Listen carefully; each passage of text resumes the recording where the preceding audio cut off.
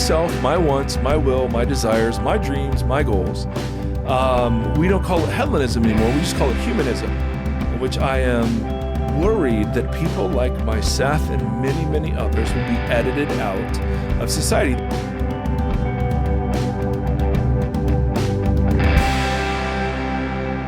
Hey everybody, Mike here. Welcome to the Vox Podcast. So glad you're tuning in. Grateful for you and grateful that we get to play a small part on your journey.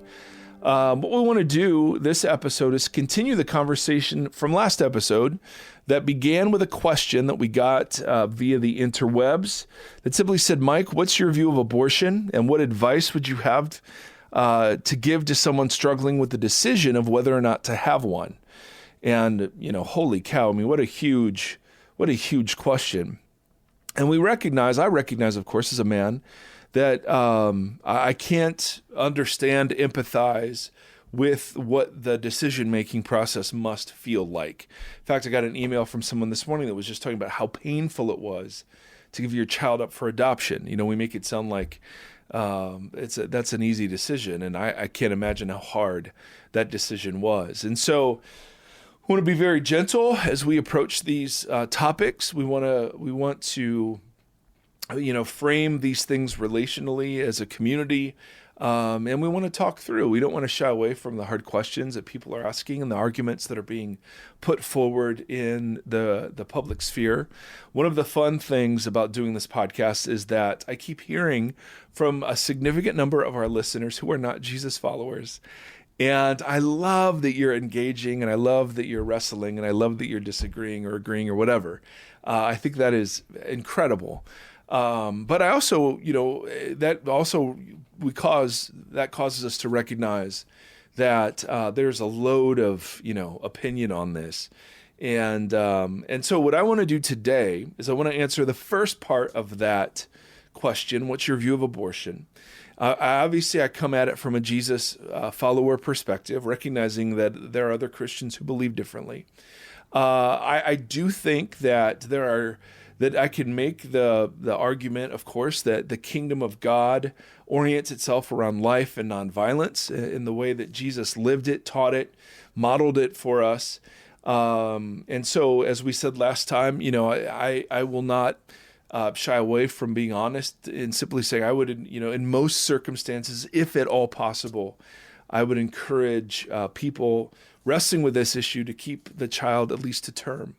And but I would never do that without wanting to be a part of a community and being someone that would help them bear the cost of that, not just pre-birth, but after birth as well. I want to deal with the first part of the question, though. What is your view of abortion? And I want to answer it by looking at how the earliest Christians answered this in the world they found themselves in the first century. And so what I want to do is I want to situate, because there was a worldview that the early Christians were drenched within, that ethical decisions around abortion, infanticide, euthanasia, suicide were being framed under. And that interpretive framework, at least as much as I can understand it, seems to be the same interpretive framework operative today as we have some of these conversations. And so I want to make the case that the operative framework guiding people around these questions in the first century is very similar to the one guiding us today, and that one of the roles of Jesus people in the world is to tell a different story, a counter narrative to that, and to place abortion, topics like that, within this greater counter narrative. So please listen to the previous episode first to kind of frame some things, what we want to talk about today. And some of you I know have heard me talk about this before, but our child was born with Down syndrome, and that caused me to genuinely grow curious about how the earliest church wrestled with issues of abortion and infanticide in particular, because, of course, there is a well-known history of taking kids like Seth and doing away with them through various means. And so I want to go back to the ancient world to a time several centuries before the birth of Jesus, when a man named Alexander the Great conquered the known Western world. And Alexander, you can read up all about this, but Alexander embarked on a project to Hellenize, to make Greek every area he conquered. It wasn't just a campaign of military conquest, but in our kind of modern language, it was to win hearts and minds to the Greek worldview. And so not only would, your military be, done away with. Alexander was a great leader, great general, great warrior. But then elements of the Greek worldview were systematically introduced to win you over.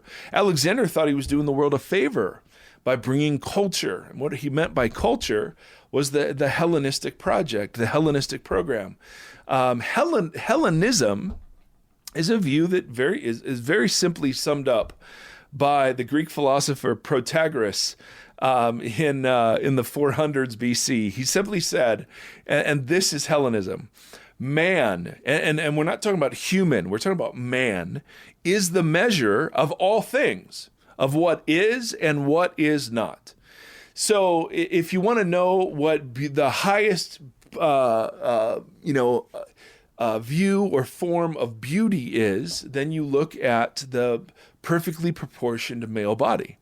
If you want to know the measure of truth, you engage in philosophy and logic and reasoning, and the human declaration of truth is what truth turns out to be, right? If you're looking for virtue, it's there were all sorts of ways to become virtuous in the Greek culture. And then the Romans sort of adopted this. They made some changes that we'll talk about in a little bit. But the idea was that the human being was the center of the world, and the human being, that was the ideal, and everything was measured against that, right? And not just the human being, but the human male. I mean, Aristotle has this horrific line where he says, I think it's in Politics, where he says that women are the first step on a road to deformity. So you can't be much clearer in your low view of women than that. So the physical human body, the human mind, the human virtue, human accomplishment, all of this was at the center of Greek and Roman culture. All of this was the pursuit, everything, all the conversations were about this, so on and so on and so on. Now, what Alexander would do, and it was genius, he would conquer a region, and in the largest city in the area, he would introduce buildings. He would introduce something called a gymnasium, which back then was known as a place of nakedness. You would train men. You would train you would train in the nude, and you would train for the great athletic contests and so on.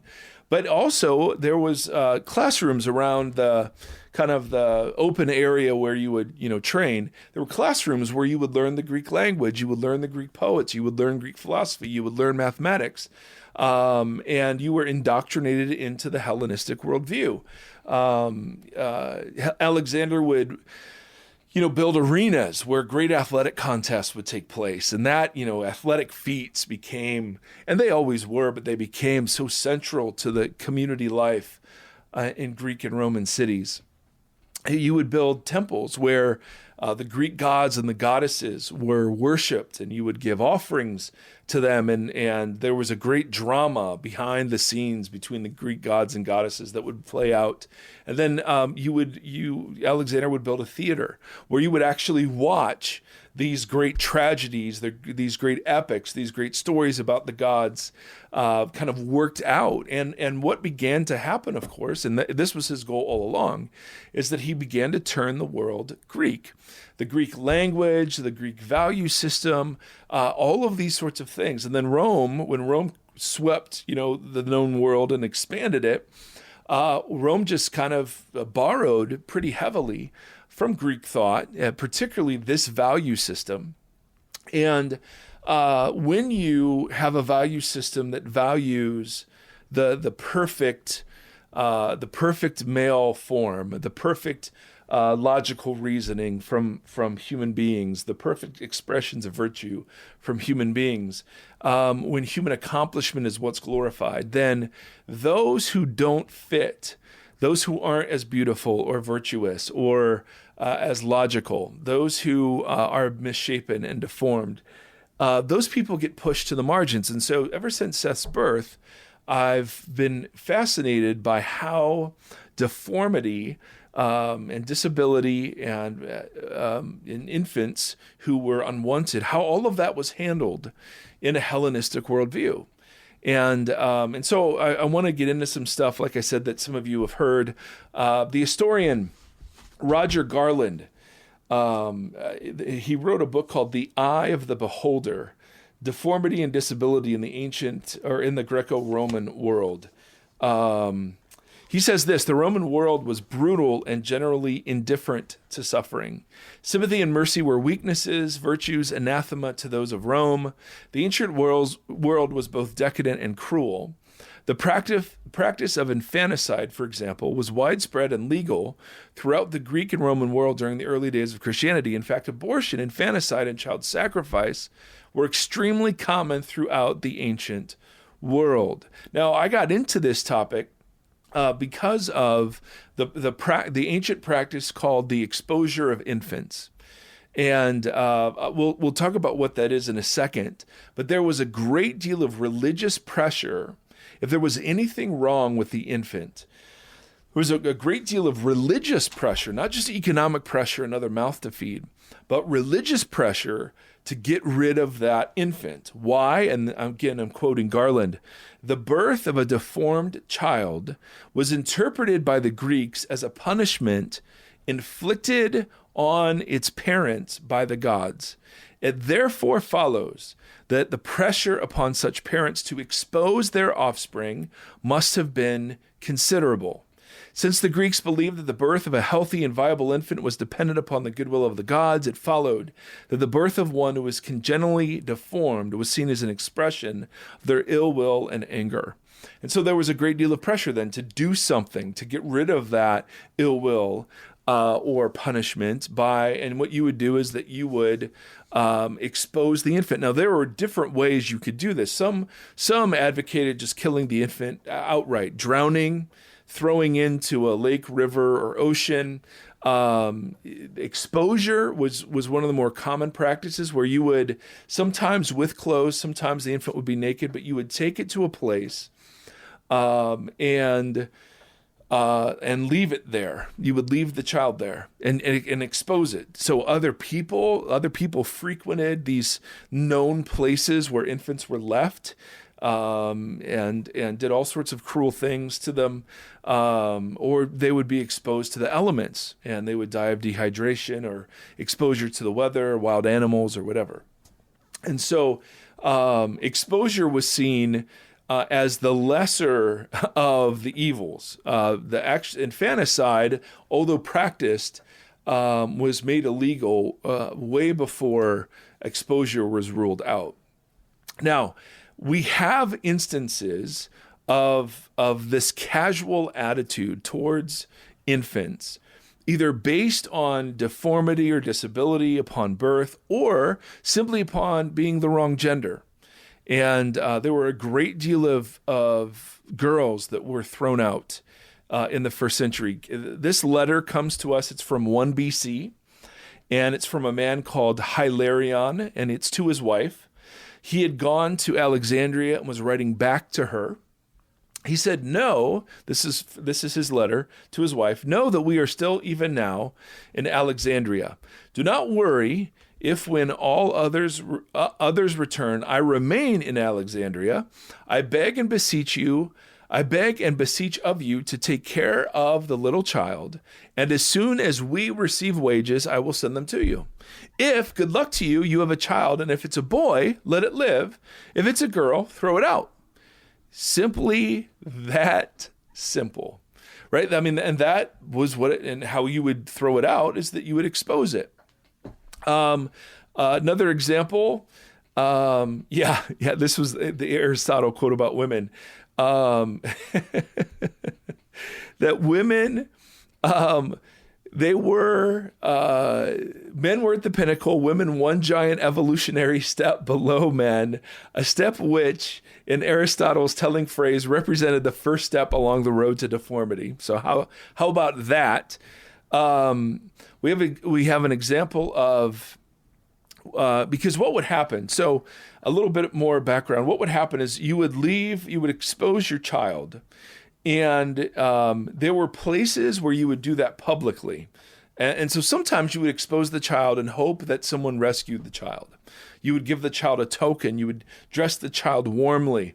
There would be some way of identifying the child in the hope that somebody would come along and raise that child as their own.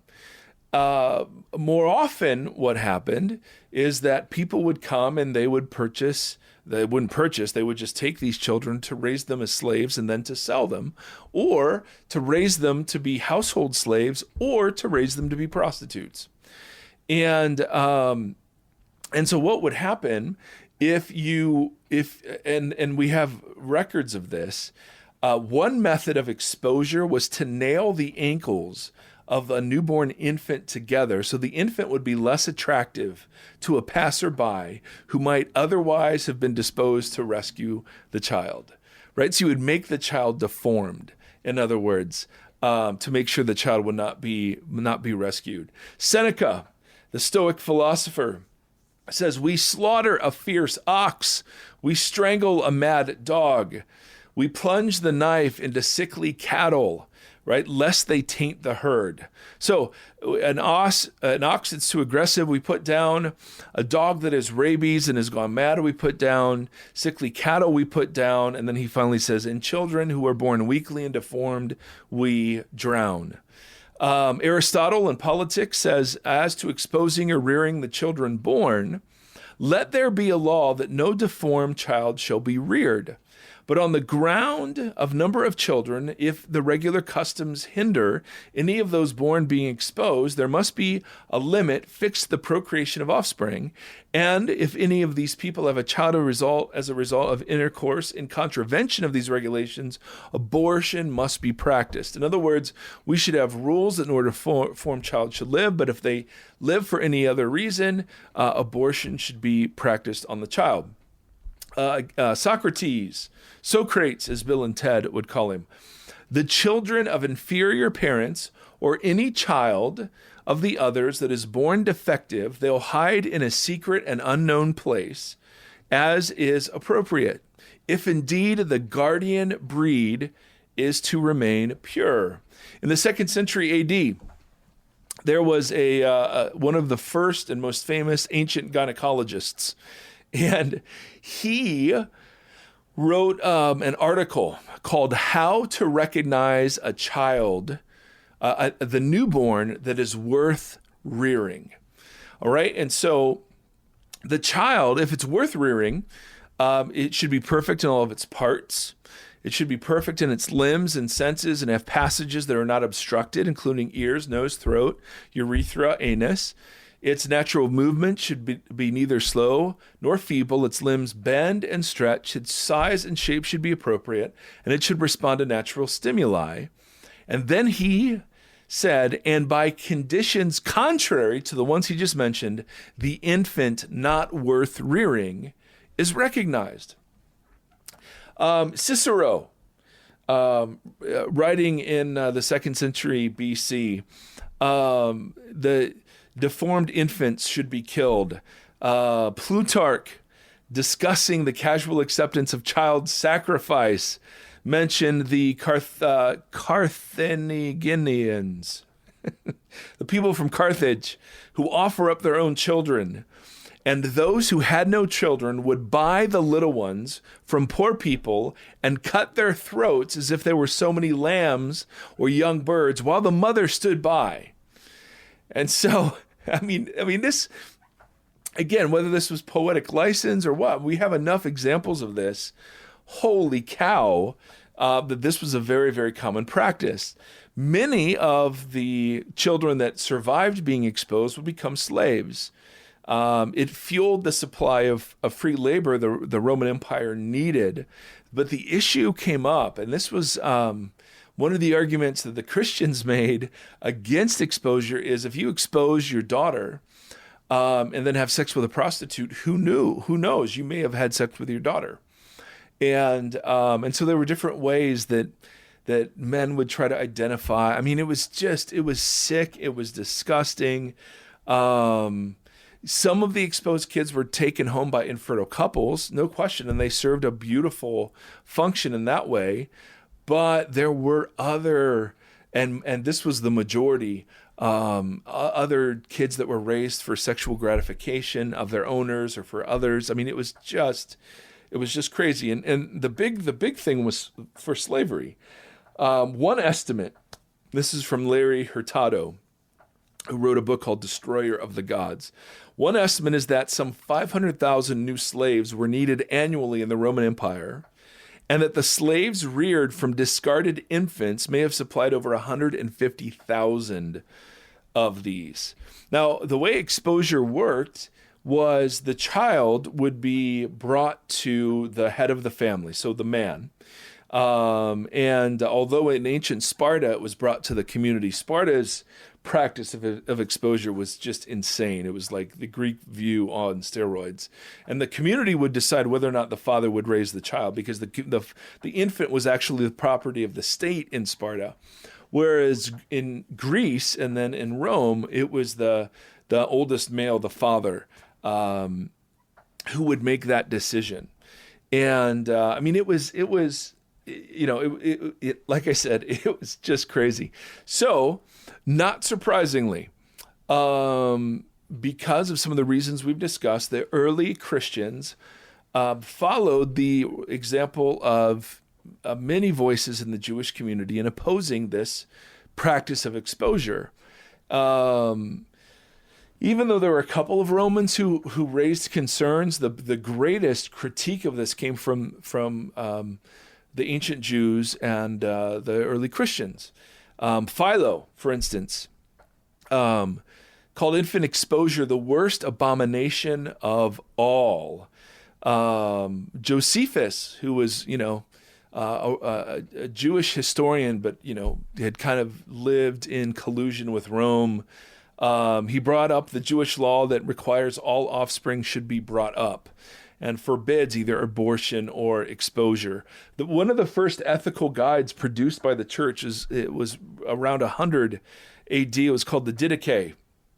And it says specifically, right, I think in the first couple of pages, thou shalt not kill a child by abortion, nor shalt thou slay it when it is born. The Epistle of Barnabas stated an identical command. And then you have throughout the later empire apologists like Tertullian, Felix, Justin Martyr, who all had huge issues with this barbaric practice.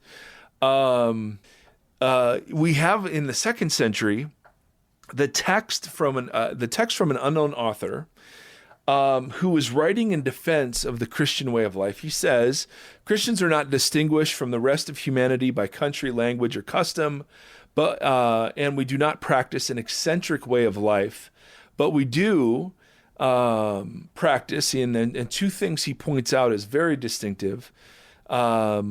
We refuse to discard of unwanted babies after birth, and we practice non-retaliation against those who despise or persecute them. There were, and let me just, at the risk of overdoing this, there were so many other things that would happen with kids that were deformed or slow. There was actually a scapegoat ritual performed in Greek communities. If something bad had happened that had angered the gods, they would take the dumbest or the ugliest or the most deformed person and either send them away into exile or to kill them as an expiatory sacrifice to the gods, which doesn't sound very pleasant at all. And the ritual, though, the ritual is absolutely brutal. I'll spare you the details. What would happen is there were some slavers. So Seneca told of a story where there was a slaver who would take perfectly healthy infants that had been exposed, and he would deform them. So he would cut off a limb, tear out their tongues and eyes. He would beat their shoulder blades into a hump so they were hunchback. And then he would sell them out to beg, figuring that they would bring in more money than just kind of normal looking kid. I'm just flipping through Garland's book. There are just so many. There was a great deal. The people, so particularly if you were deformed, there was a big market for you. If you made it through exposure, and there was a big market, particularly among the later imperial period, where the Caesars, but then the upper class of Roman society would actually purchase deformed slaves at a premium because they were such oddities. They would be used for entertainment, at parties. They would be used as household slaves. Dwarves in particular were favored. There was a museum that was formed by Pompey. The Pompey we all know formed a museum of like these culturally deformed and odd people. It's just there was an oath that you could take about 500 years before the time of Jesus. If I remain faithful to the inscribed oath, may women give birth to children who resemble their parents. If not, may they give birth to monsters. And that was the name for deformed children. The Latin name came from the word that we translate into the word monster. Now, I know that's a whole bunch of stuff, and I'm sorry if I've lost you completely, but I want to paint a picture of the fruit of Hellenism on the decisions that were made regarding the vulnerable, the marginalized, the deformed, the disabled, and the lack of protections that were in place to care for them.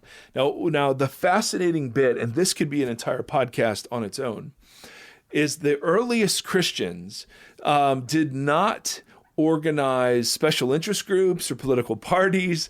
They never directly opposed Caesar. They didn't picket or protest or denounced, and advocated for policy.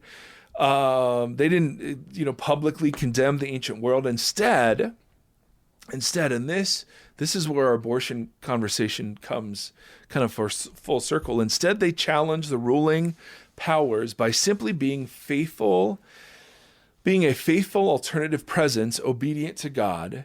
Their love of neighbor and of the poor and marginalized were the things that made them stand out, and in ways that we can't even appreciate. They opposed infanticide and abortion by rescuing the abandoned children of Rome and raising them as their own, not as slaves. It was an enormous self-sacrificial act at a time when resources were very, very limited and not many rich Christians were out there.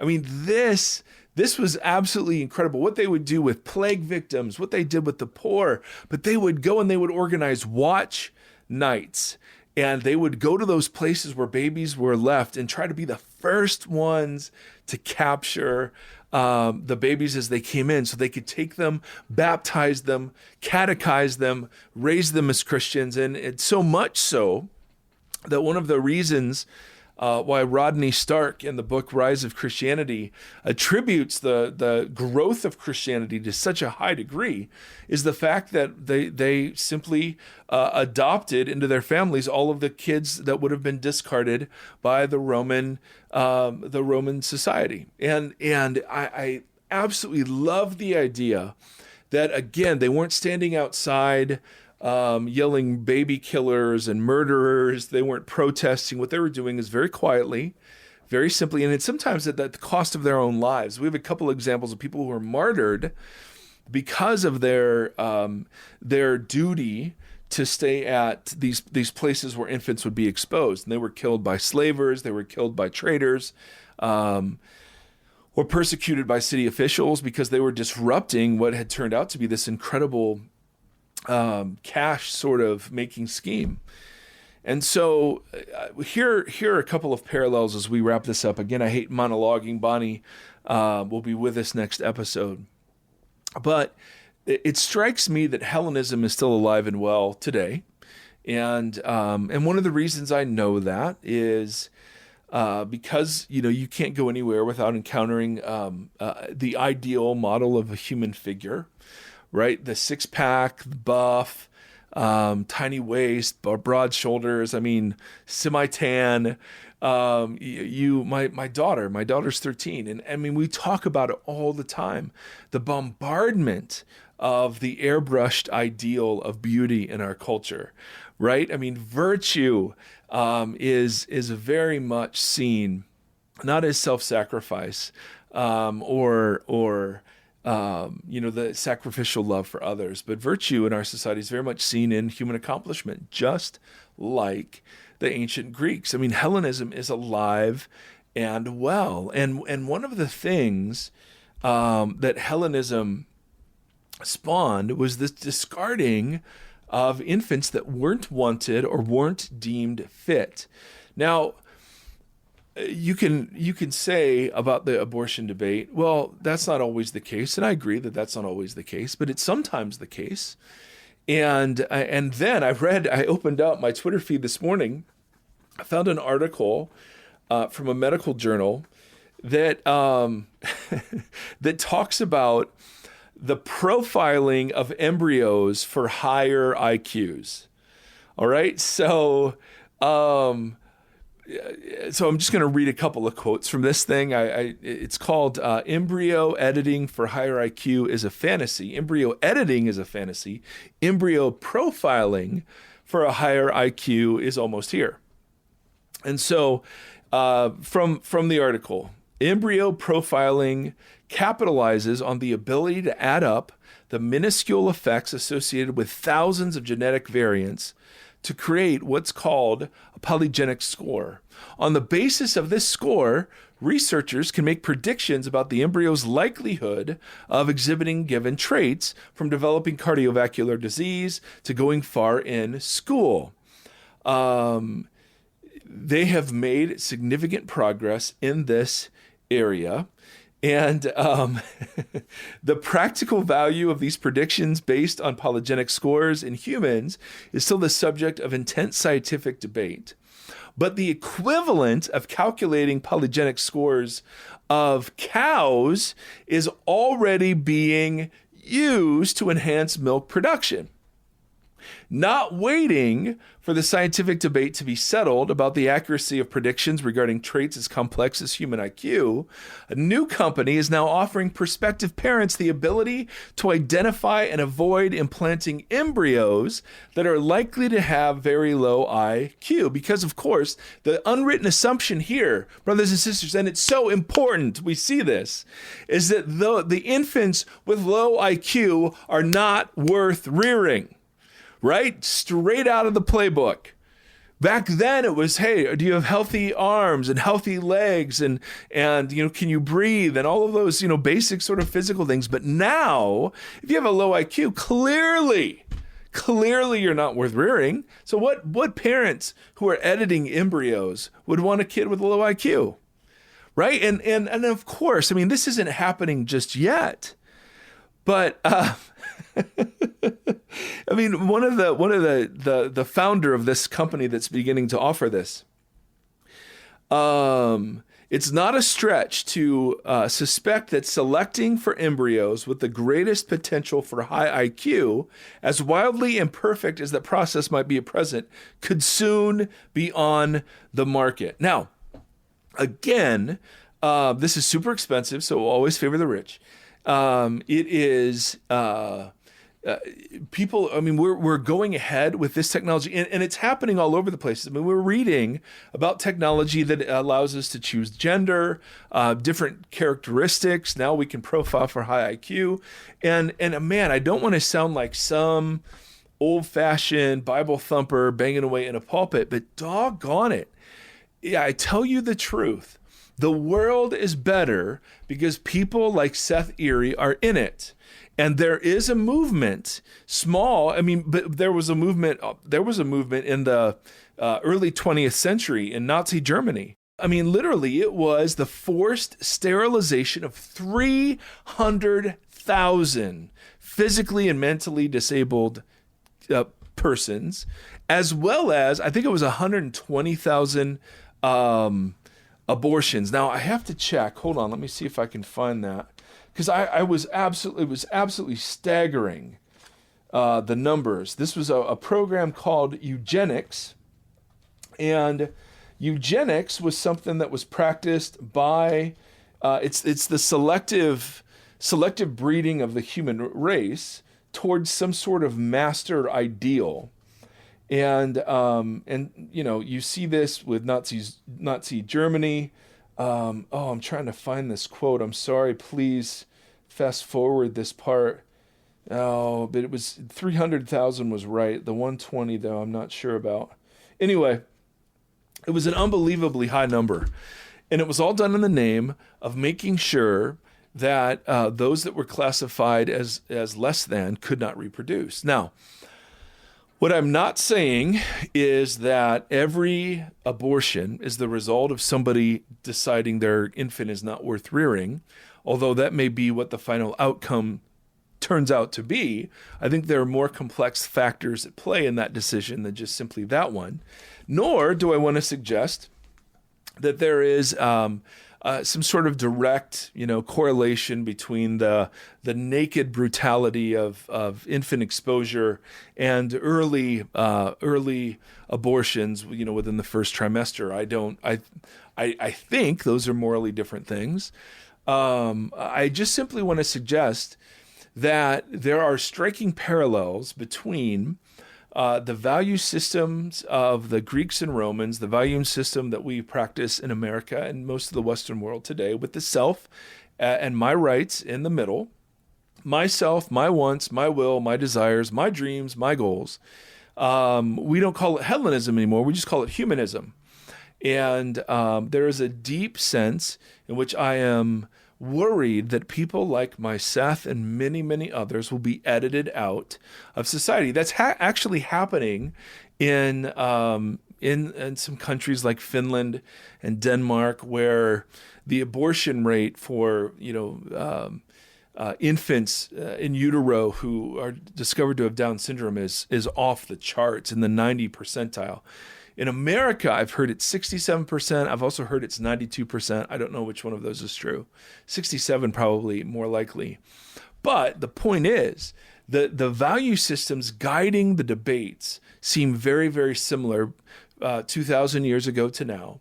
And the opportunity for Christians to have the same impact on culture there seem to be parallels 2,000 years ago to now. In other words, shouting baby killer, picketing abortion clinics, voting as if someone's stance on abortion was the only thing that's important about a candidate, being full of bitterness and anger, shaming, and all of that garbage now associated with the pro-life movement.